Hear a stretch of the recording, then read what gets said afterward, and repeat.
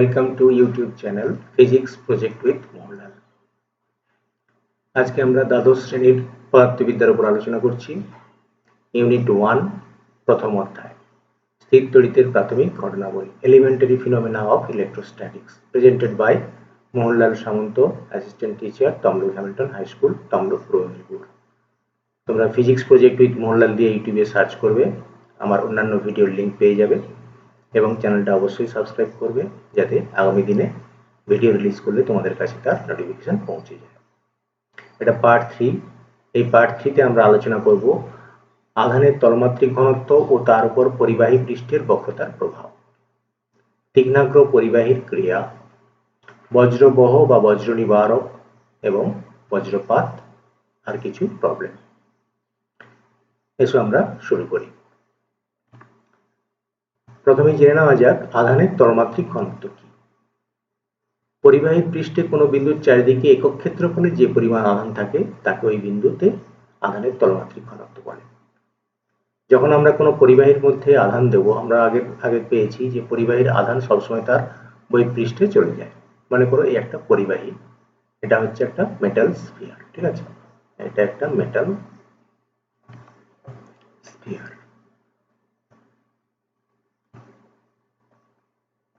এই metal স্ফিয়ারের radius মনে করো r। তাহলে একে আমরা যখন আধান দেব, তাহলে যে আধান দেব সেই আধান কি হবে, এর বহিঃপৃষ্ঠে ছড়িয়ে পড়বে। তাহলে এই যে বহিঃপৃষ্ঠে আধানটা ছড়িয়ে পড়লো সুষমভাবে ছড়াবে, যেহেতু আকৃতিটা সব জায়গায় একই রকম সদৃশ্য তাই সুষমভাবে ছড়াচ্ছে। তাহলে যে কোনো একটা এই তলের অংশের একটা ছোট্ট অংশ যদি আমরা চিন্তা করি, এখানে যে কোনো একটা সারফেস, ঠিক আছে, এখানে ইউনিট একটা সারফেস আমরা কল্পনা করব, ইউনিট সারফেস। এই ইউনিট সারফেসের উপরে কতটা চার্জ রয়েছে সেটাই হবে তার আধানের তলমাত্রিক ঘনত্ব। মনে করো টোটাল চার্জটা হচ্ছে টোটাল চার্জ হচ্ছে কিউ, আর সারফেস এরিয়া মানে অবশ্যই আউটার, এখানে যেহেতু পরিবাহী তাহলে আউটার সারফেস এরিয়া এটা হচ্ছে এ। তাহলে পার ইউনিট এরিয়াতে যে চার্জ থাকবে, তাহলে চার্জ পার ইউনিট এরিয়া সেটা হচ্ছে কিউ বাই এ। এটাকেই আমরা বলছি আধানের তলমাত্রিক ঘনত্ব। অর্থাৎ বহিঃপৃষ্ঠের একক ক্ষেত্রফল কল্পনা করব, সেই একক ক্ষেত্রফলে যে পরিমাণ আধান থাকবে, তাই তো, সেটাকে আমরা বলছি সারফেস চার্জ ডেনসিটি। এর যদি আমরা ইউনিট চাই তাহলে সিগমার ইউনিট কি হবে, সিজিএস একক যদি ধরি তাহলে আধানের সিজিএস একক হচ্ছে stat coulomb by centimetre square, এটা হচ্ছে সিজিএস ইউনিট। আর এসআই ইউনিট ধরলে আমরা পাবো এখানে কুলম্ব পার মিটার স্কয়ার, এটা হচ্ছে এসআই ইউনিট। আর একই রকম ভাবে আমরা যদি এর মাত্রা বের করতে চাই তাহলে ডাইমেনশন অফ সিগমার মাত্রা মানে তাহলে কিউ এর মাত্রা বাই এর মাত্রা। কিউ এর মাত্রা আমরা পেয়েছি আইটি, আর এল এর এরিয়ার মাত্রা হচ্ছে এল স্কয়ার। এটাকে সরল করো, এটা সরল করলে হয়ে যাচ্ছে আই টি এল মাইনাস 2, এটা হচ্ছে সিগমার মাত্রার সমীকরণ পেয়ে গেলাম, ঠিক আছে। তাহলে আধানের তলমাত্রিক ঘনত্ব আমরা এভাবে বের করতে পারবো, ঠিক আছে। তাহলে আমরা এখানে দেখে দিয়েছি সিগমা সমান কিউ বাই এ, সিজিএস একক, ইএমইউ, এটাকে আমরা স্ট্যাট কুলম্ব বলতে পারি, স্ট্যাট কুলম্ব পার সেমি স্কয়ার আর কুলম্ব পার মিটার স্কয়ার। এবারে সিগমা বাই এর মাত্রা বের করেছি আই টি এল মাইনাস 2, এটা হয়ে গেছে। এবারে আমরা সেই ফর্মুলাটা করছি, তাহলে একটা ও কেন্দ্রীয় গোলকের একটা গোলক ধরেছি এখানে আমরা। এই গোলকের যদি আমি ধরি যে একটা গোলক, এবার হিসাব করছি যে আমরা একটা গোলক আর ব্যাসার্ধের একটা গোলক নিয়েছি, ঠিক আছে। এই গোলকের ব্যাসার্ধটা হচ্ছে আর, তাহলে আর ব্যাসার্ধের একটা গোলক, তাহলে গোলকের ব্যাসার্ধ সমান আর একক, আর সেন্টিমিটার ধরে নিচ্ছি। তাহলে এর বহিঃপৃষ্ঠের ক্ষেত্রফল হবে, বহিঃপৃষ্ঠের ক্ষেত্রফল সমান হবে 4 পাই আর স্কয়ার সেমি স্কয়ার, ঠিক আছে। এবার একে যদি আমরা আধান দিই, মনে করি একে আধান দেওয়া হয়েছে প্লাস কিউ পরিমাণ আধান, প্লাস কিউ স্ট্যাট কুলম্ব আধান দেওয়া হয়েছে, তাহলে আধান কি হবে, সব বহিঃপৃষ্ঠে ইকুয়ালি ডিস্ট্রিবিউট হয়ে যাবে, তাহলে বহিঃপৃষ্ঠের আধানটা ছড়িয়ে পড়ছে। তাহলে সেই যে আধানের তলমাত্রিক ঘনত্ব যদি বের করতে চাই, তাহলে সিগমা সিগমা সমান হচ্ছে মোট আধান দেওয়া হয়েছে plus Q stat coulomb by তার surface area 4 pi r square সেমি স্কয়ার। ঠিক আছে, তাহলে আমরা পেয়ে যাচ্ছি actually Q by 4 pi r square stat coulomb per সেমি স্কয়ার। তাহলে এখানে দেখো আমরা একটা জিনিস পাচ্ছি যে যদি কিউ এবং 4 পাই তো কনস্ট্যান্ট, আর কিউটা যদি একটা নির্দিষ্ট মানের আধান দিই, তাহলে যদি বৃত্তের ব্যাসার্ধটা চেঞ্জ করে দিই, মনে করো একই রকম সবকিছু, আর একটা গোলক নিয়েছি, সেই গোলকের ব্যাসার্ধ মনে করো আলাদা, সেটা হচ্ছে ধরো ছোট গোলক। ঠিক আছে, এই গোলকের ব্যাসার্ধ এটা এটা হচ্ছে R2, আর একটা গোলক নিয়েছি, তার ব্যাসার্ধ মনে করো R2, এই গোলকটার ব্যাসার্ধ R2। উভয়কে আমরা যদি সমপরিমাণ আধান দিয়ে থাকি, এটা হচ্ছে প্লাস কিউ স্ট্যাট কুলম্ব দিয়েছি, স্ট্যাট কুলম্ব, একেও আধান দিয়েছি প্লাস কিউ স্ট্যাট কুলম্ব। এবারে এটাকে আমরা সেন্টিমিটার দিয়েছি, R1 সেন্টিমিটার, R2 সেন্টিমিটার। তাহলে এর ক্ষেত্রে আমরা সিগমা 1 বের করছি, তাহলে তলমাত্রিক ঘনত্ব, এর তলমাত্রিক ঘনত্ব যদি সিগমা 1 বলি, তাহলে এর ক্ষেত্রে হবে Q by 4 pi R1 square, আর এর ক্ষেত্রে হবে sigma 2 equal to Q by 4 pi R2 square. তাহলে আমরা যদি রেশিও বের করতে চাই সিগমা 1 ইজ টু সিগমা 2, সেক্ষেত্রে কি আসবে, Q by 4 pi R1 square is to Q by 4 pi R2 square. তাহলে সব কিছু যদি তুলে দিই, তাহলে 1 by R1 square is to 1 by R2 square. তাহলে এই অনুপাতে তাদের সিগমা 1 ইজ টু সিগমা 2 হবে। তাহলে ব্যাসার্ধটা আমরা দেখতে হচ্ছে ফ্যাক্টর। এরকম যদি হয়, ধরো কোনো একটা বক্রতল রয়েছে, এই বক্রতলের ব্যাসার্ধ হচ্ছে আর, আর এই ক্ষেত্রফলটা, তাহলে যদি বৃত্তের ক্ষেত্রে ধরি, এর ক্ষেত্রে আধান দিয়েছি প্লাস কিউ, তাহলে সিগমা প্রপোর্শনাল হচ্ছে দেখো 1 বাই আর স্কয়ার, আচ্ছা আর স্কয়ারের সঙ্গে ব্যস্ত সম্পর্ক, অর্থাৎ বক্রতলের ব্যাসার্ধ যত বড় হবে সিগমা তত কম হবে। ঠিক আছে, তাহলে লক্ষ্য করে দেখো, যদি এই বক্রতা ব্যাসার্ধ যদি বড় হয় তখন সিগমা কমে যাবে, আর বক্রতা ব্যাসার্ধ কম হলে সিগমা বাড়বে। তাহলে বক্রতা ব্যাসার্ধ কম মানে, তাহলে দেখো বক্রতা ব্যাসার্ধ কম, এই ধরনের বক্রতা দেখিয়েছি, এর বক্রতা ব্যাসার্ধ কম, তাই তো, আর এর বক্রতা ব্যাসার্ধ বড়। তাহলে বক্রতা ব্যাসার্ধ যত কম হবে, ঠিক আছে, তার সিগমা তত, আর যত কম হবে সিগমা তত কি হবে, বেশি হবে। অর্থাৎ কোনো সূচিমুখ থাকলে, কোনো জায়গায় যদি সূচিমুখ থাকে, সূচিমুখে বক্রতা ব্যাসার্ধ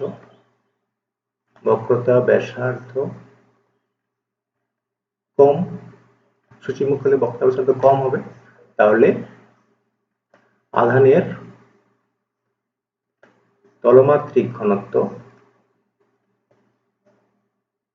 বেশি হবে। তাহলে যেখানে সূচিমুখ থাকবে সেখানে আধানের তলমাত্রিক ঘনত্ব অনেক বেড়ে যাবে, কারণ এখান থেকে আমরা পেয়ে গেলাম সিগমা সমানুপাতিক 1 বাই আর স্কয়ার, অর্থাৎ বক্রতা ব্যাসার্ধের বর্গের সঙ্গে সিগমা ব্যস্তানুপাতিক, যেখানে আর বেশি সেখানে সিগমা কম, যেখানে আর কম সেখানে সিগমা বেশি। আর সূচিমুখের ক্ষেত্রে আর হচ্ছে কম, বক্রতা ব্যাসার্ধটা কম, তাহলে সিগমার মান বেশি হবে। তাহলে আমরা এখান থেকেও একটা কনক্লুশনে পেয়ে গেলাম যে সূচিমুখী আধানের তলমাত্রিক ঘনত্বটা অনেক বেশি হচ্ছে। এবারে আমরা এখানে একটা এক্সাম্পল করছি, দেখো একটা মেটাল স্ফিয়ার রয়েছে, এই মেটাল স্ফিয়ারকে আমরা 100,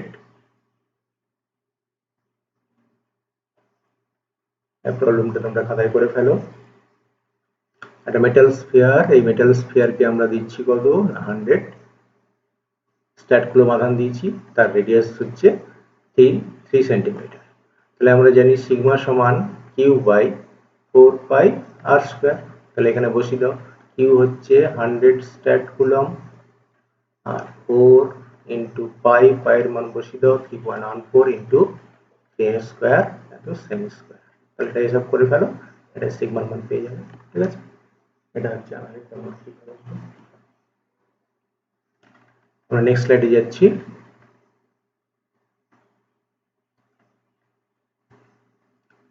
তাহলে এখানে একটা দেখো একই রকম কিন্তু একটু হলো স্ফিয়ার টাইপের দেওয়া আছে, হলো spherical sell.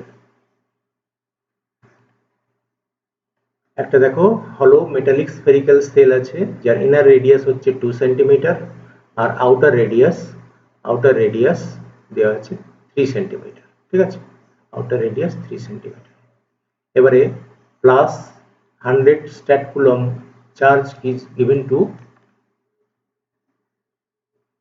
is given to the inner surface। এই ইনার সারফেসে আমরা কি করলাম, প্লাস 100 স্ট্যাট কুলম আধান দিয়ে দিলাম।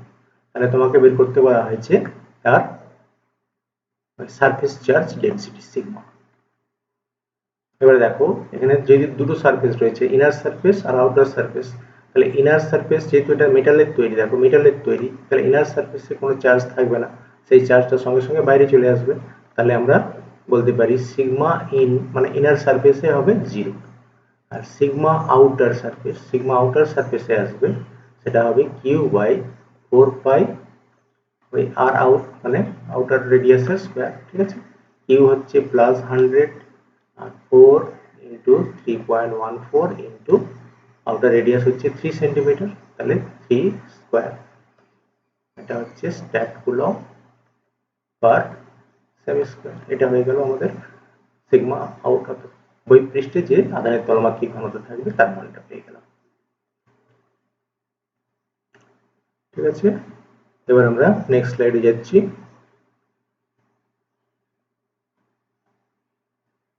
এটা আমাদের হয়ে গেল, এটাও হয়ে গেল, মেটাল স্ফিয়ার হয়ে গেছে। এবার এটা এই প্রবলেমটা তোমরা খাতায় করে ফেলো, আমি এখানে বলে দিচ্ছি। Quick, a metal sheet of 6 centimeter and 8 centimeter is given plus 20 stat coulomb charge. Find the surface charge density. ঠিক আছে, যদি আমরা একটা মেটাল শীটকে এই ধরনের আধান দিই, ওকে, তাহলে করে যাক। তাহলে তোমাদের এখানে দেখো একটা মেটাল শীট রয়েছে, মেটাল শীটের আমরা দৈর্ঘ্য হচ্ছে এটা 8 সেন্টিমিটার, এটা 6 সেন্টিমিটার, তাহলে এর এরিয়া হচ্ছে 6 ইন্টু 8, তাই তো এই কাজটা। এবারে দেখো আমরা সিগমা বের করব, সিগমা সমান আমরা জানি কিউ বাই এ, তাহলে কিউ এর জায়গায় বসিয়ে দাও, plus 20 stat coulomb by area. এরিয়াটা কত হবে, এরিয়া হচ্ছে 6 ইন্টু 8 সেমি স্কয়ার, তাই তো না, এটা একটু ভালো করে ভেবে দেখো এখানে কি ঘটনা ঘটছে। এটা যদি মেটাল সারফেস তাহলে কি হবে, এর আপ সারফেস থাকবে, এদিকটা আপ সারফেস আর এদিকটা ডাউন। ঠিক আছে, ডাউন সারফেস, তাহলে আপ সারফেসেও যেমন চার্জ থাকবে ডাউন সারফেসেও তেমন চার্জ থাকবে, তাহলে দুটো সারফেস হয়ে গেল, তাহলে সারফেস এরিয়া হবে 2 ইন্টু এটা। ঠিক আছে, তাহলে 20 বাই এটা যদি করা হয় তাহলে 2 ইন্টু 6 ইন্টু 8, এটা হয়ে যাচ্ছে 96 স্ট্যাট কুলম পার সেমি স্কয়ার। এটাকে ভাগ করে দাও, তাহলে 20 divided by 96, that is 0.208 stat coulomb per semi square. ওকে, এবার আমরা নেক্সট যাচ্ছি। তাহলে তোমাদের কি বলা হলো, একই এই যে হিসাবটা করে দিয়েছি, দেখো ওটা আছে, এটা পাল্টে দিয়েছি মানটা, এটা মনে করে দিয়েছি, এটা ভুলে আছে। নেক্সট প্রবলেম, তোমরা এটা করে ফেলো খাতায়।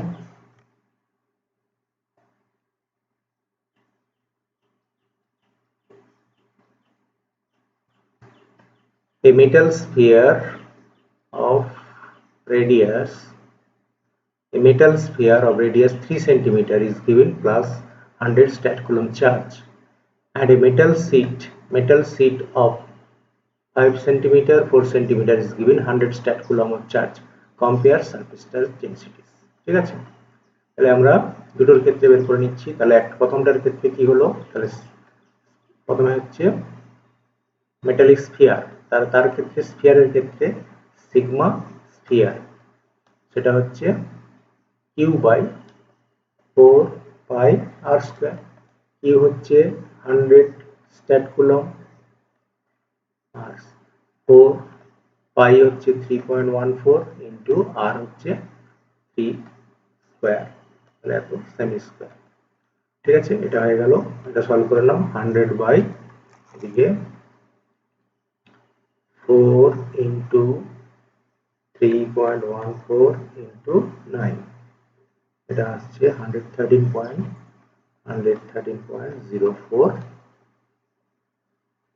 Stat coulomb per semi square.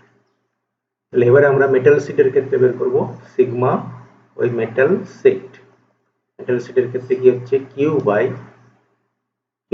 Surface area.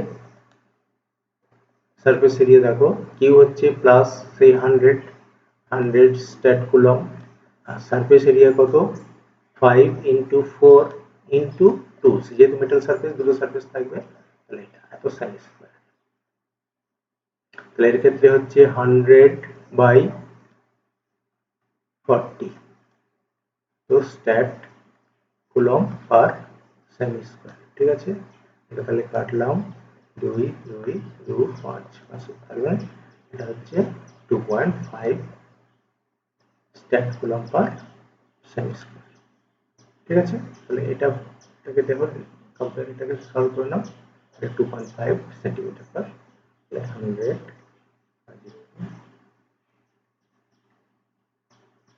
এটা 2.5। ঠিক আছে, আমরা হয়ে গেল। এটা খেয়াল রাখবে, এখানে 2টা গুণ করলাম কেন না, মেটাল সারফেসে দুটো সারফেস আছে, আপ সারফেস ডাউন সারফেস, ওই জন্য এটাকে 2 দিয়ে গুণ করলাম। এবারে নেক্সট স্লাইডে যাচ্ছি আমরা। এটা আমরা বলে দিয়েছি যদি সূচিমুখ হয়, সূচিমুখের ক্ষেত্রে কি হবে, বক্রতা ব্যাসার্ধ কম, আর যদি বক্রতা ব্যাসার্ধ কম হয় আমরা জানি সিগমা সমানুপাতিক 1/r², অর্থাৎ বক্রতা ব্যাসার্ধের বর্গের সঙ্গে ব্যস্তানুপাতিক, তাহলে সূচিমুখের ক্ষেত্রে আর এর মান কম হয়, তাহলে সিগমার মান বেশি হবে। তোমার সব প্রশ্ন দেখা যায় সূচিমুখে আধানের তলমাত্রিক ঘনত্ব বেশি কেন, এখান থেকে ব্যাখ্যা করে দিতে পারবে। এবারে দেখে নেওয়া যাক ছবিতে আমরা একটা মেটালিক স্ফিয়ারের ক্ষেত্রে দেখিয়েছি। স্ফিয়ারের ক্ষেত্রে দেখো যেহেতু সুষম আকৃতি, কোথাও কোনো সূচিমুখ নেই, তাহলে সর্বত্র সারফেস চার্জ ডেনসিটি সমান। দেখতে পাচ্ছ সর্ব জায়গায় সারফেস চার্জ ডেনসিটি এর ক্ষেত্রে সমান হয়েছে, তাহলে সিগমা এক সব জায়গায় সমান। কিন্তু এখানে যখন দেখো একটা আয়তাকার বস্তু রয়েছে, এই আয়তাকার বস্তুর ক্ষেত্রে কি হচ্ছে, এই সারফেস গুলো সব জায়গায় সমান হলে এই জায়গাগুলো কোণের গুলো অংশ দেখো একটু সূচিমুখ রয়েছে, তাহলে কোণগুলোতে যে সূচিমুখ রয়েছে তাহলে কোণগুলোতে সিগমার মান বেশি, তাই তো। তাহলে কোণগুলিতে সিগমার মান বেশি। আর এখানে দেখতেই পাচ্ছ একটা সূচিমুখ রয়েছে, এই জায়গাটা সূচিমুখ, তাহলে এই সূচিমুখে কি হবে, আধানের তলমাত্রিক ঘনত্ব সিগমা তার মান বেশি হবে। আমরা দেখেছি দেখছো এই ডটের এই জায়গাগুলো কম, আর এই জায়গাটায় সিগমার মানটা তুলনামূলক বেশি করে দেখানো হচ্ছে। এখানে কোণে দেখো সিগমার মানটা বেশি, এই চারটে কোণ দেখানো হয়েছে, এই চারটে কোণে সিগমার মানটা অনেক বেশি হচ্ছে। তাহলে যেখানে সূচিমুখ থাকবে সেখানে আধানের তলমাত্রিক ঘনত্ব অনেক বেশি হবে। এখানে একটা ছোট্ট ভিডিও দেখাচ্ছি, তোমরা দেখো এই ভিডিওটাকে লক্ষ্য করো কি ঘটছে। আমরা একটা দেখো গোলাকার বস্তুতে আমরা আধান দিচ্ছি, আধান দিতে সঙ্গে সঙ্গে দেখো এই তার যে অংশে ছোট্ট ছোট্ট করে টুকরোগুলো সুদে বাঁধা ছিল সেগুলো দেখো একদম সোজা হয়ে যাচ্ছে। ঠিক একই রকম একটা যদি ওই ভ্যান ডি গ্রাফ জেনারেটরে কোনো মহিলা যদি হাত দিয়ে থাকে, তাহলে তার চুলগুলো দেখো, চুলগুলো ওই আধান পাবে, সম আধান পেলে পরস্পরকে বিকর্ষণ করবে, তার জন্য চুলগুলো দেখো সব সোজা হয়ে দাঁড়িয়ে যাচ্ছে। এখানে আধানগুলো সর্বত্র ডিস্ট্রিবিউট হয়ে যাচ্ছে এবং পরস্পরকে বিকর্ষণ করছে, তার একটা ছোট্ট ছবি দেখানো হয়। এবারে আমরা দেখছি দেখো তীক্ষ্ণাগ্র পরিবাহীর ক্রিয়া। তীক্ষ্ণাগ্র অর্থাৎ সূচিমুখে আমরা জেনেছি সূচিমুখ হচ্ছে তীক্ষ্ণাগ্র বলা হচ্ছে, তীক্ষ্ণাগ্রর কাছাকাছি কি হয় আমরা একটু ভালো করে দেখে নিই। তার মানে আমরা একটা কোনো জায়গায় তীক্ষ্ণাগ্র সূচিমুখ, তীক্ষ্ণাগ্র বা সূচিমুখ আমরা বলতে পারি একটা পরিবাহী, এই পরিবাহীটার কোনো একটা অংশে মনে করো সূচিমুখ রয়েছে, তাহলে এই যে সূচিমুখ অংশটা, তাহলে এখানে আধানের তলমাত্রিক ঘনত্ব অনেক বেশি হবে, তাই তো। তাহলে সূচিমুখে সূচিমুখে আধানের তলমাত্রিক ঘনত্ব বেশি হয়। ঠিক আছে, তাহলে এই যে সূচিমুখটা একটু লক্ষ্য করে দেখো, তাহলে এখানে আমি যদি প্লাস চার্জ দিই তাহলে এদিকে plus charge plus charge plus charge plus charge এরকম থাকছে। এই ধারগুলোতে আধানের তলমাত্রিক কোণগুলোতে আধানের তলমাত্রিক ঘনত্ব বেশি থাকে। ঠিক আছে, তাহলে এই জায়গাতে আধানের তলমাত্রিক ঘনত্ব বেশি থাকে। তাহলে আমরা শুধু এই অংশটাকে একটু আলাদা করে লার্জ করে দেখাচ্ছি। মনে করো কোনো জায়গায় একটা সূচিমুখ রয়েছে, এই সূচিমুখে আধান রয়েছে। ঠিক আছে, মনে করো এটাকে প্লাস চার্জই দেওয়া ছিল, তাহলে প্লাস চার্জ এখানে রয়েছে। এবার কি হবে না, পাশাপাশি এয়ার মলিকুলস রয়েছে, এয়ার মলিকুলস, এই এয়ার মলিকুলস কি হবে, তড়িতাবেশ সৃষ্টি করবে, অর্থাৎ এর দিকটাই কি হবে মাইনাস, এটা আবিষ্ট আধান হবে, এদিকটা মাইনাস আধান সৃষ্টি করবে, এদিকটা প্লাস আধান সৃষ্টি করবে। তাহলে আবেশ হয়ে গেল, তাহলে ফার্স্ট স্টেপ হয়ে গেল তড়িৎ আবেশ হবে, তড়িৎ আবেশ হবে কার মধ্যে না এয়ার মলিকুলস গুলোর মধ্যে। সেকেন্ড স্টেপে কি হবে, তাহলে যেই তড়িৎ আবেশ হয়ে গেল তাহলে একটা তাদের মধ্যে দেখো বিপরীত আধান কাছাকাছি চলে আসছে আর সমজাতীয় আধান দূরে আছে, তার মানে আকর্ষণ করবে, তার মানে সঙ্গে সঙ্গে এয়ার মলিকুল গুলো আকর্ষণ করবে, আকর্ষণ ঘটার সঙ্গে সঙ্গে কি হবে এয়ার মলিকুলস এদিকে তীব্র বেগে ছুটে আসবে। যেই ছুটে আসবে তাহলে কি আসবে, 3 নম্বর হচ্ছে তাহলে সংস্পর্শে আসবে, তাই তো, তাহলে স্পর্শ আসবে, স্পর্শ ঘটবে, যেই স্পর্শ ঘটবে সঙ্গে সঙ্গে কি হবে না পরিবহন দ্বারা আহিত হয়ে যাবে। এয়ার মলিকুলস যখন এর মধ্যে চলে আসবে সঙ্গে সঙ্গে পরিবহন দ্বারা আহিত হয়ে যাবে। তাহলে আমরা এখানে এটাকে এঁকে দেখাচ্ছি, তাহলে এয়ার মলিকুলটা তীব্র বেগে ওর দিকে ছুটে চলে এলো। ঠিক আছে, এয়ার মলিকুলসটা মনে করো এখানে যেই মাত্র এর সংস্পর্শে এসে গেল সঙ্গে সঙ্গে এয়ার মলিকুলস কি করবে, এর পজিটিভ চার্জ ও কিছুটা পেয়ে যাবে।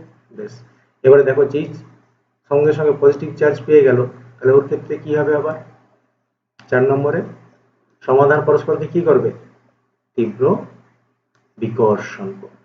ঠিক আছে, তাহলে এই এয়ার মলিকুলসটা তীব্র বেগে দূরের দিকে ছুটে যাবে।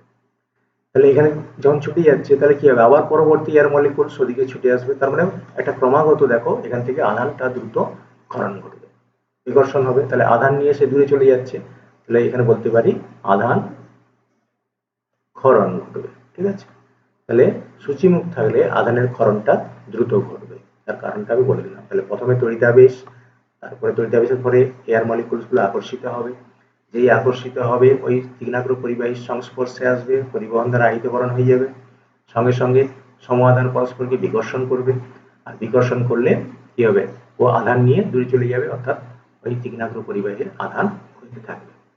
এবার লক্ষ্য করে দেখো ওই আধান যখন ক্ষয় থাকছে তখন এটাকে আমরা বলছি সূচিমুখের ক্ষরণ ক্রিয়া। ঠিক আছে, সূচিমুখের ক্ষরণ ক্রিয়া এটাই ভালো করে দেখানো হয়েছে। দেখো এখানে লক্ষ্য করে দেখানোর জন্য কি করেছি, দেখো এখানে একটা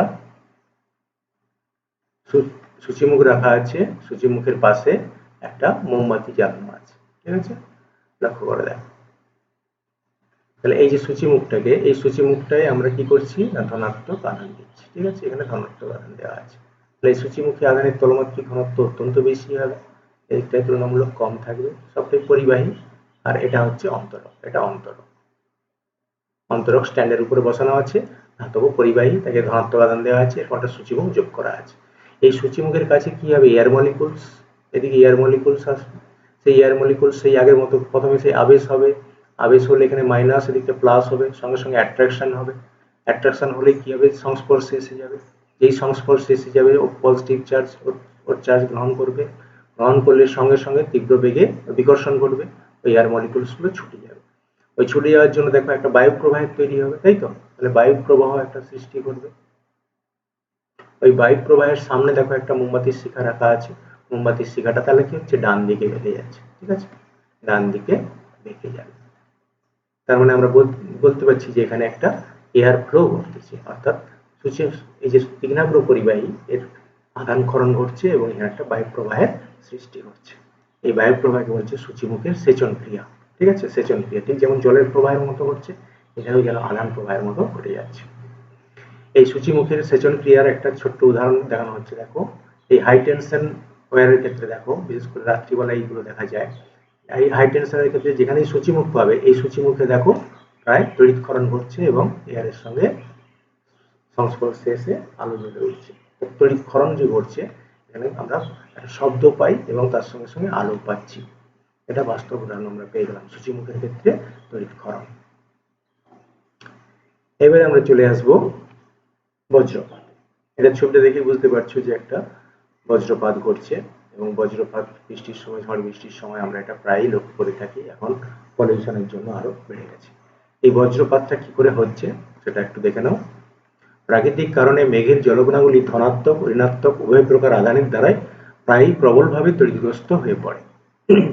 বিপরীত আধানে আহিত দুটি মেঘের মধ্যে বা মেঘ পৃথিবী পৃষ্ঠের মধ্যে প্রায়ই তড়িৎক্ষরণ ঘটতে দেখা যায়।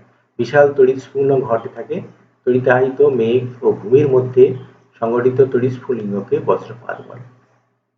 অর্থাৎ বায়ুর ঘর্ষণের মধ্যে ঝড়ের সময় কি হচ্ছে, জলীয়বাষ্পপূর্ণ মেঘ প্রচন্ড বেগে তীব্র বেগে ছুটে যায়। সেই তীব্র বেগে ছুটে গেলে কি হচ্ছে, তাদের মধ্যে কোনো আধান সৃষ্টি হচ্ছে। মানে এখানে বিশাল পরিমাণ একটা তড়িৎ সৃষ্টি হচ্ছে ভূমি থেকে কিছুটা উপরে, প্রায় 5 থেকে 6 কিলোমিটার উপরে, 5 কিলোমিটার থেকে 6 কিলোমিটার উপরে এই আধান, বিশাল একটা আধানের পরিমাণ সৃষ্টি হয়। এই আধানটা জমা রয়েছে। এবারে কি হচ্ছে, যখন এই আধানটা রয়েছে, লম্বা গাছ, উঁচু বাড়ি, কাঠামো ইত্যাদি স্থানে সরাসরি বজ্রপাতের সম্ভাবনা খুব বেশি। যেখানটা ভূমির থেকে সবচেয়ে উঁচু জায়গা, সেখান থেকেই বজ্রপাত হওয়ার সম্ভাবনা বেশি। বড় বড় বাড়িকে বজ্রপাত থেকে রক্ষা করার জন্য আমরা ওই লাইটিং অ্যারেস্টার বা বজ্র নিবারক বা বজ্রবহ ব্যবহার করে থাকি। সেই বজ্রবহ বা লাইটিং অ্যারেস্টারের কনস্ট্রাকশন আমরা দেখি। এখানে দেখানো হয়েছে, দেখো একটা ওই ভূপৃষ্ঠ থেকে প্রায় 5 কিলোমিটার থেকে 6 কিলোমিটার উপরে বায়ুর ঘর্ষণের ফলে কি হচ্ছে, দেখো প্রায় নেগেটিভ আধানের সৃষ্টি হয়েছে। সেই নেগেটিভ আধানটা প্রায় আধানের মান দেওয়া হয়েছে -20 কুলম। এই -20 কুলম আধান যখন ভূপৃষ্ঠের সঙ্গে ক্ষরিত হবে, কিন্তু ক্ষরিত হওয়ার কন্ডিশনটা কি, আমরা জানি যে বায়ুর ক্ষেত্রে সাধারণভাবে যে তড়িৎ ক্ষেত্র ধরে রাখতে পারবে সেটা হচ্ছে 10⁴ ভোল্ট পার মিটার। তার থেকে বেশি তড়িৎ ক্ষেত্র সৃষ্টি হয়ে গেলেই এদের মধ্যে ডিসচার্জ হয়। অর্থাৎ এখানে আধান রয়েছে, এখানের সঙ্গে ভূমির মধ্যে আধানের ক্ষরণ ঘটবে। ভূমিতে ওই আধানটা ও মুহূর্তের মধ্যে পাঠিয়ে দেবে। এই আধান ক্ষরণটা, ঋণাত্মক আধানটা মাটিতে মুহূর্তের মধ্যে চলে যাবে। এই সময়টা খুব অল্প, এটা হচ্ছে 2 × 10⁻³ সেকেন্ড। তার মধ্যে -20 কুলম আধান চলে যাচ্ছে। তাহলে এখানে কারেন্টটা হিসাব করে দেখো, কারেন্টটা হচ্ছে 20/2 × 10⁻³ কুলম পার সেকেন্ড। তার মানে এটা যদি সলভ করি, এটা হচ্ছে 10 × 10⁻³ অর্থাৎ 10⁴ অ্যাম্পিয়ার। তার মানে 10000 অ্যাম্পিয়ার। এত বিরাট একটা তড়িৎ প্রবাহ মুহূর্তের মধ্যে যাচ্ছে, যার ফলে কি হবে, এখানে বায়ুর মধ্যে প্রচন্ড তাপের সৃষ্টি হবে। তাপ সৃষ্টি হবে, তাহলে তাপ সৃষ্টি হওয়ার সঙ্গে সঙ্গে কি হবে, এখানকার আলোক সৃষ্টি হবে। আলোক ঝলক আমরা দেখতে পাই এবং বায়ুর তীব্র কম্পনের জন্য একটা প্রচন্ড ভাইব্রেশন সৃষ্টি হয়। সেই ভাইব্রেশনের জন্য আমরা জোরালো শব্দ শুনতে পাই। তাহলে যখনই বজ্রপাত হচ্ছে, এই যে ভূমির সঙ্গে তড়িৎক্ষরণ ঘটছে, এটা হচ্ছে ভূমির সঙ্গে তড়িৎক্ষরণ ঘটলো, এটাকে আমরা বলছি বজ্রপাত। তাহলে বজ্রপাতের সময় আমরা কি হয়, তাপ সৃষ্টি হচ্ছে, আলোক সৃষ্টি হচ্ছে এবং শব্দ সৃষ্টি হচ্ছে, এইভাবে চারিদিকে ছড়িয়ে পড়ছে। এবার আলো যেহেতু প্রচন্ড গতিবেগে ছুটে আসে, তাহলে আলো ঝলক দেখার অনেক পরে শব্দটা আমাদের কাছে পৌঁছবে। এবারে এই বজ্রপাত থেকে আমরা কিভাবে রক্ষা পাবো, তার জন্য একটা ছোট্ট কনস্ট্রাকশন দেখানো হয়েছে। দেখো, একটি লম্বা পুরু তামার পাত বা দণ্ড, দণ্ডটির এক প্রান্ত সূচিমুখ থাকে অন্য, এবং সেটাকে বাড়ির উচ্চতম অংশে রাখা হয়। এখানে দেখো একটা একদম বাড়ির টপ পয়েন্টে যে সূচিমুখ রাখা আছে, এখান থেকে একটা তামার পাত দেখো চলে এসছে এখান থেকে মাটির নিচে, এই মাটির নিচে পর্যন্ত দেখো একটা বড় পাতের সঙ্গে এরকম করে মাটির নিচে যোগ করা আছে। এটাকে আর্থিং করার সিস্টেমটা হচ্ছে। পাতটার উপরের দিকে দেখো, একদম উপরে রয়েছে কয়েকটা সূচিমুখ রাখা আছে, এই উপরের কয়েকটা। আর পুরোটাই কোথাও কোনো ছেদ থাকবে না, জোড়া থাকবে না, পুরোটাই মোটা তামার পাত দিয়ে তৈরি। এটাকেই আমরা বলছি বজ্র নিবারক। দণ্ডটি বাড়ির দেওয়ালে দৃঢ়ভাবে আটকানো থাকে। দণ্ডটির নিচের প্রান্ত মাটিতে গভীরভাবে পোঁতা থাকে। দেখছো, মাটির নিচে এই পাতের সঙ্গে অনেকটা, প্রায় 6-7 ফুট গভীরে এটাকে পাতের সঙ্গে যোগ করে রাখা হয়, তামার পাতের সঙ্গে। এবার কি ঘটছে একটু দেখা যাক। তাহলে লক্ষ্য করে দেখো, যদি মেঘের মধ্যে কোনো একটা আধান সৃষ্টি হবে, তাহলে আমরা যদি এটাকে ড্র করে দেখাই, তাহলে তাহলে কোনো একটা বাড়ির একদম টপ ফ্লোরের সব থেকে উঁচু জায়গার থেকে উঁচুতে আমাকে ওই এটা রাখতে হবে। মনে করো এটা হচ্ছে বজ্রকয়ের অংশ, এটা মাটির নিচ পর্যন্ত চলে যাচ্ছে। মাটির নিচে এখানে ভূমির সঙ্গে আর্থিং করা আছে, ভূমির সঙ্গে যোগ করা। এবারে এই জায়গাটাকে সূচিমুখ রাখা হয়েছে, এইখানটায় সূচিমুখ। তাহলে এর উপরে কোনো একটা জায়গায় মনে করো কাছাকাছি অংশে একটা বিরাট অঞ্চল জুড়ে কোনো তড়িতায়িত মেঘ আসছে, তাহলে মাইনাস আধান মনে করো এখানে সৃষ্টি হচ্ছে। তাহলে মেঘের মধ্যে একটা বিশাল পরিমাণ ঋণাত্মক আধান সৃষ্টি হলো। ঠিক আছে,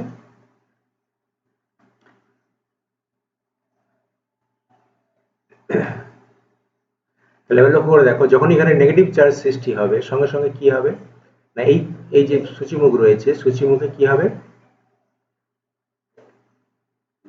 বিপরীত আধান অর্থাৎ পজিটিভ চার্জ এখানে আবিষ্ট হবে। ঠিক আছে, আর এদিকের যে নেগেটিভ চার্জ সেটা হচ্ছে বদ্ধ আধান, বিশাল পরিমাণ একটা পজিটিভ চার্জ এখানে সৃষ্টি হবে। আধানের তলমাত্রিক ঘনত্ব খুব হাই হবে।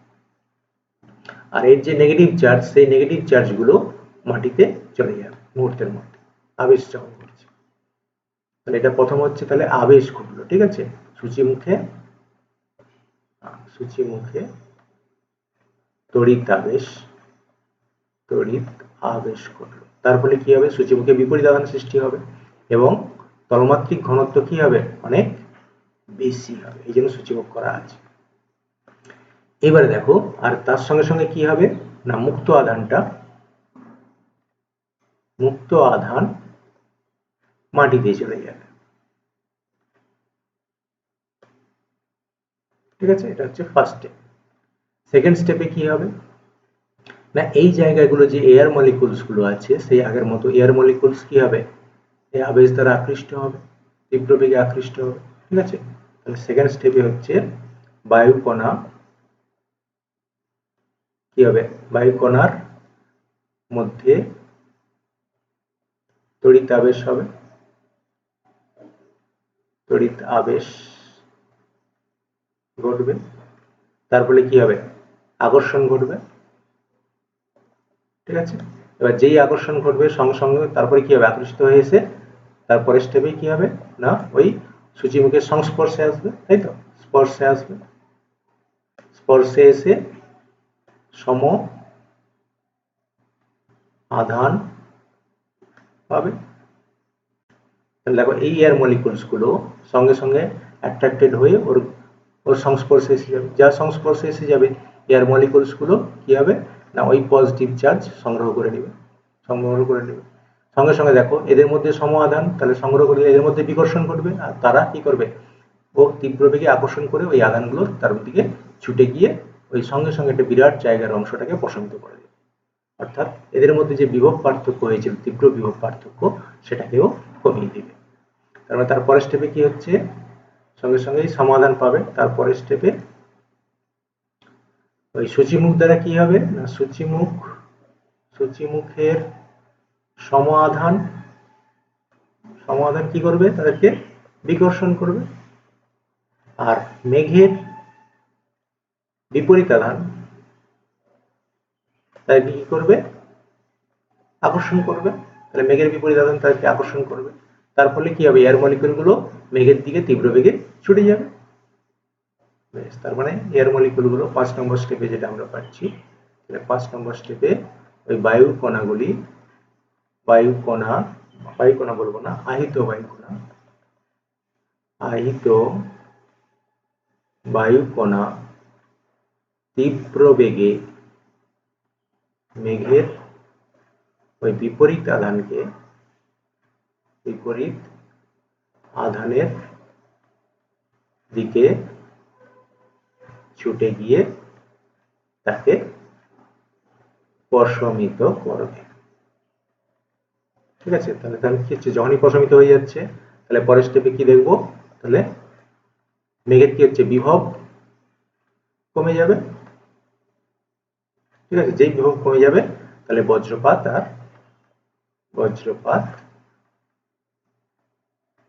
হওয়ার সম্ভাবনা কমে যাবে। তাহলে দেখো লক্ষ্য করে আমাদের যে ভুলটা হয়, আমরা সহজে বলি কি যে এই মেঘের আধান যেটা আসছে সেই আধানটা ওই বজ্রবাহ দিয়ে অর্থাৎ তামার তার দিয়ে মাটিতে চলে যাবে, তা নয়। আমরা দেখলাম যে সেই ক্ষেত্রে কি হচ্ছে, প্রায় 10000 অ্যাম্পিয়ার কারেন্ট যাচ্ছে। এই তীব্র একটা অ্যাম্পিয়ার তড়িৎ প্রবাহ এই তারের মধ্যে সহ্য করা সম্ভব নয়। এত বেশি প্রবাহ ঘটলে এত গরম হবে যে মোটা তারটাও গলে যাবে। মানে এই আধানটা এখান দিয়ে চলে যায়, এই ধারণাটা আমাদের ভুল। ঠিক আছে, ওটা কখনোই বলবে না, এখানে উল্টো সিস্টেম হচ্ছে। প্রথমে মেঘ আসছে, যে আধান মেঘ আসছে সূচিমুখে তার বিপরীত আধান আবিষ্ট হলো, আর মুক্ত আধানটা মাটিতে চলে গেল। এই সূচিমুখে তলমাত্রিক ঘনত্বটা খুব বেশি হওয়ার জন্য এখানকার এয়ার মলিকুলসগুলো অ্যাট্রাক্টেড হবে এবং তারা সমাধান পাবে এবং সঙ্গে সঙ্গে মেঘের দিকে তীব্র বেগে ছুটে যাবে। মেঘ আকর্ষণ করবে আর এরা বিকর্ষণ করবে, ছুটে গিয়ে কিছুটা জায়গার আধানটাকে সঙ্গে সঙ্গে প্রশমিত করে দেবে। তাহলে যেই আধানটা কিছুটা প্রশমিত হয়ে গেল, তাহলে প্রশমিত হয়ে গেলেই সঙ্গে সঙ্গে তার বিভব কমে যাবে, বিভব কমে গেলে বজ্রপাতের সম্ভাবনা কমে যাবে। এইভাবে বজ্রপাতটাকে এড়ানো হয়। ঠিক আছে, ভুলেও বলবে না যে এই নেগেটিভ আধানটা এই বজ্রবাহ দিয়ে মাটিতে চলে যাচ্ছে, এটা স্বাভাবিকভাবে আমরা বলতে চেষ্টা করি, কিন্তু ওটা ভুল। তাহলে এবার লক্ষ্য করে দেখো, এখানে যে ছবিটা দেখানো হয়েছে এটা তোমাদেরকে ক্লিয়ার আইডিয়া দেবে। আমি এটাকেও এক্সপ্লেন করে দিচ্ছি। এখানে দেখো মেঘের মধ্যে কি দেখানো হয়েছে না, মেঘের মধ্যে ওই দেখো সাইডে দেখো নেগেটিভ চার্জ রয়েছে, ওপাশে পজিটিভ চার্জ। এবার এই নেগেটিভ চার্জগুলো কি হচ্ছে, সূচিমুখে এসেছে, সূচিমুখে দেখো বিপরীত আধান, তাহলে এখানে পজিটিভ চার্জ সৃষ্টি করেছে, পজিটিভ চার্জ। আর নেগেটিভ চার্জগুলো দেখছো, নেগেটিভ চার্জগুলো মাটিতে চলে যাচ্ছে, এই তামার পাত দিয়ে মাটিতে চলে গেল। এবার এই সূচিমুখী তলমাত্রিক ঘনত্ব খুব হাই হচ্ছে, তার থেকে দেখো এই এয়ার মলিকুলগুলো পজিটিভ চার্জ নিচ্ছে, কারণ এয়ার প্রথমে অ্যাট্রাকশন হবে, এয়ার মলিকুল অ্যাট্রাকশন হবে, অ্যাট্রাকশন হওয়ার পরে চার্জ নিয়ে তারা আবার কি হবে, তাদের সমাধান বিকর্ষণ করবে আর মেঘ তাদেরকে আকর্ষণ করবে, যার ফলে তীব্র বেগে মেঘের দিকে ছুটে গিয়ে সঙ্গে সঙ্গে কিছুটা জায়গার আধানটাকে ও প্রশমিত করে দেবে। যে আধান প্রশমিত হয়ে গেল পার্থক্য কমে যাবে, ফলে আর বজ্রপাত হবে না। তাহলে আমরা এই যে ভালো বজ্রবাহ, সেই ভালো বজ্রবাহের কিছু কিছু গুণাবলী থাকা দরকার। প্রথম হচ্ছে কি হচ্ছে, যে ধাতব পাতটা হবে সেটা অবশ্যই সুপরিবাহী হবে। হ্যাঁ, সুপরিবাহী হিসেবে আমরা তামাকে সব থেকে বেশি চুজ করি, কারণ রূপার ক্ষেত্রে দাম অনেক বেশি হয়ে যাবে, তামাটাই মোটামুটি সব থেকে ভালো। এবং অবশ্যই মোটা হতে হবে, তাই তো, তামা পরিবাহী, মোটা পাত হতে হবে, মোটা পাত, যাতে করে একটা বিশাল পরিমাণ প্রবাহ মাত্রাকে সে সহ্য করতে পারে। দুই হচ্ছে কোনো জায়গায় কি হচ্ছে, ছেদ থাকবে না, অর্থাৎ থাকবে না, মাটির একদম গভীর পর্যন্ত প্রবেশ থাকবে, ছেদ থাকবে না। আর মাটির গভীর পর্যন্ত প্রবেশ করাতে হবে। ঠিক আছে, আর সূচিমুখ থাকতে হবে 3 নম্বর, উপরে প্রান্তটা কি হবে, সূচিমুখ, সূচিমুখ থাকবে। আর সূচিমুখটাকে কোথায় রাখতে হবে, বাড়ির সর্বোচ্চ প্রান্তে। ঠিক আছে, সর্বোচ্চ প্রান্তের থেকেও প্রান্তের উপরে রাখতে হবে, বাড়ির সব থেকে যে টপ পয়েন্ট তার থেকে উঁচুতে সূচিমুখটাকে রাখতে হবে। ঠিক আছে, মোটামুটি ভাবে এরকম গুলো হলে আমাদের, এবারে সংখ্যাটার ব্যাপার আছে, আমরা একটা বাড়িতে অন্তত দুটো রাখলে তবে সে বাড়িটা কভার হবে। ছোট বাড়ির ক্ষেত্রে, বড় ফ্ল্যাট রেট হলে সেক্ষেত্রে 4টে অন্তত লাগবে, সংখ্যাটাও ব্যাপার আছে। তাহলে সুপরিবাহী তামার পাত হবে, কোথাও কোনো ছেদ থাকবে না, মানে যোগ করা কাটা থাকবে না, আর মাটির গভীর পর্যন্ত প্রবেশ করানো থাকবে, আর সূচিমুখ থাকবে সব থেকে উপরের একেবারে টপ পয়েন্টে, বাড়ির সর্বোচ্চ বিন্দুর থেকে উপরে। এবারে আমরা দেখছি, দেখো এই বজ্রবাহটা আমরা কি হচ্ছে, বাড়িতে শুধু নয়, ইলেকট্রিক পোস্টে ওটা ব্যবহার করা থাকা হয়। ইলেকট্রিক পোস্টে একটা তার এরিয়া পর্যন্ত বজ্রবাহটাকে বজ্রপাত থেকে রক্ষা করার জন্য এটা ব্যবহার করা হয়। একদম মোবাইলের টাওয়ার, তার ক্ষেত্রেও এটা ব্যবহার করা হয়, কারণ এটা দেখবে বাড়ির সব থেকে উঁচু জায়গায় এটা হিট করবে, যেটা টপ বিল্ডিং সবচেয়ে সেটাই হিট করার চান্স সবচেয়ে বেশি। বিশেষ করে দেখবে নারকেল গাছ, তাল গাছের পাতাগুলো কি হয়, সূচালো হয়, ওই সূচালো হওয়ার জন্য নারকেল গাছে এটা বেশি এফেক্ট করে। নারকেল গাছ উঁচু এমনিতেই, নারকেল গাছ, তাল গাছ খুব উঁচু হয় এবং এদের পাতাগুলো সূচিমুখা হয়, ফলে এদের উপরে বেশি বজ্রপাত ঘটে, যেহেতু এরা উঁচুতে থাকে। এবার দেখো গাছে যখন বজ্রপাত হয়, গাছের পাশাপাশি যে অংশে থাকাটাও কিন্তু নিরাপদ কিনা একটু ভেবে দেখা যাক। তাহলে যখনই বজ্রপাত হবে একটা বিশাল তড়িৎ ক্ষেত্রের সৃষ্টি হচ্ছে, সেই তড়িৎ ক্ষেত্রের প্রসারটা অনেকটা দূর পর্যন্ত রয়েছে, দেখো প্রসারটা অনেকটা দূর পর্যন্ত থাকছে, তাহলে সেই জায়গায় এসে গেলে কি হবে, আহিত হয়ে যাওয়ার সম্ভাবনা বেশি, মানে শক খাওয়ার সম্ভাবনা বেশি, এত বেশি তড়িৎ ক্ষেত্রে শকে মানুষ মারা যাবে। যার জন্য বজ্রপাতের সময় গাছের নিচে থাকাটা কিন্তু একেবারেই নিরাপদ নয়, হ্যাঁ, নিরাপদ হবে না, কারণ সেক্ষেত্রে শক খেয়ে মৃত্যুর সম্ভাবনা আরো বেশি। ফাঁকা জায়গায় দাঁড়িয়ে থাকাও যাবে না, কারণ ফাঁকা জায়গায় দাঁড়িয়ে থাকলে তুমি টপ পয়েন্টে চলে আসছো, তখন তোমার উঁচু হয়ে যাবে, তোমার উপরে পড়ার সম্ভাবনা বেশি।